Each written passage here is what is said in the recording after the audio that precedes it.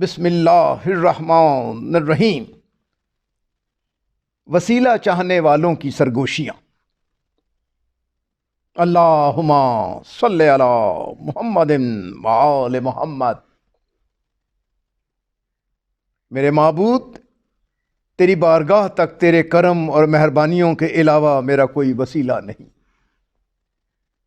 مگر تیرا کرم اور مہربانیاں، اور تجھ تک پہنچنے کا میرا کوئی ذریعہ نہیں مگر تیری رحمت اور احسان اور تیرے نبی رحمت کی شفاعت جو امت کو گمراہی سے نکالنے والے ہیں۔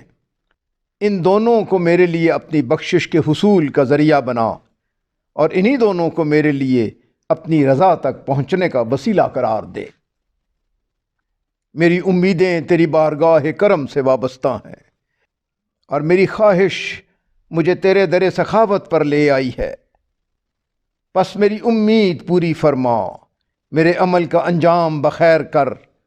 مجھے اہل صفا میں قرار دے جن کو تو نے اپنی جنت کے بیچوں بیچ جگہ عطا کی ہے، اور انہیں اپنے کرامت والے گھر میں رکھا ہے۔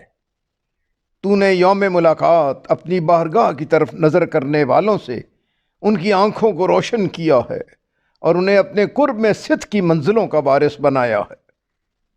اے وہ کہ وارد ہونے والے اس سے زیادہ کریم کے ہاں وارد نہیں ہو سکتے، اور نہ ہی کسرت کرنے والے کوئی اس سے زیادہ رحم والا پاتے ہیں۔ اے ان سب سے بہتر جن سے تنہائی میں ملاقات ہوتی ہے۔ اے بہت مہربان کہ ہر دور کیا ہوا تیرے ہی دامن عفو میں پناہ حاصل کرتا ہے۔